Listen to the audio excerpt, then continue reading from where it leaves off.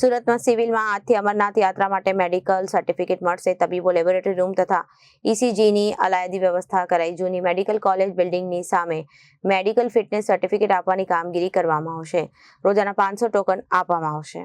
સુરતની સિવિલમાં આજથી અમરનાથ યાત્રા માટે મેડિકલ સર્ટિફિકેટ મળશે. તબીબો લેબોરેટરી રૂમ તથા ECG અલાયદી વ્યવસ્થા કરવામાં આવી હતી. જૂની મેડિકલ કોલેજ બિલ્ડિંગ સામે મેડિકલ ફિટનેસ સર્ટિફિકેટ આપવાની કામગીરી કરવામાં આવશે. રોજાના 500 ટોકન આપવામાં આવશે. સરકારના પરિપત્ર મુજબ 13 વર્ષથી નીચેના અને 70 વર્ષથી ઉપરના વ્યક્તિઓ, ગર્ભવતી મહિલાઓ, હૃદયની બાયપાસ સર્જરી અને સ્ટેન્ટ મૂકવામાં આવેલા વ્યક્તિઓને મેડિકલ સર્ટિફિકેટ ઇસ્યુ કરવામાં આવશે નહીં. સ્વીમેર હોસ્પિટલમાં પણ મેડિકલ સર્ટિફિકેટ મળશે.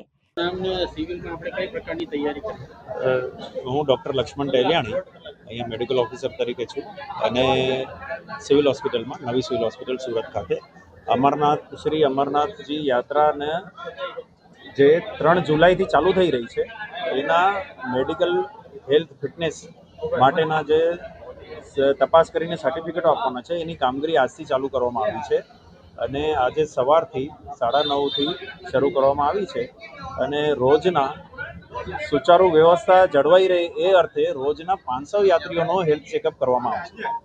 રોજના 500 યાત્રીઓની લિમિટ રાખી છે જેથી વ્યવસ્થા સારી રીતે જળવાઈ રહે અને બધું એક જ છત નીચે વ્યવસ્થા ઊભી કરવામાં આવી છે. રજિસ્ટ્રેશન, ડૉક્ટરો સાથે લેબના કલેક્શન ટેબલ અને એના પછી ECG વગેરે અને એના માટે કન્સલ્ટન્ટ પણ સાથે ફિઝિશિયન પણ મૂકવામાં આવે છે. ડૉક્ટરોની સાથે ફિઝિશિયન પણ મૂકવામાં આવે છે. બધું એક જ છત નીચે વ્યવસ્થા કરવામાં આવેલી છે. Bureau report, Janadesh news.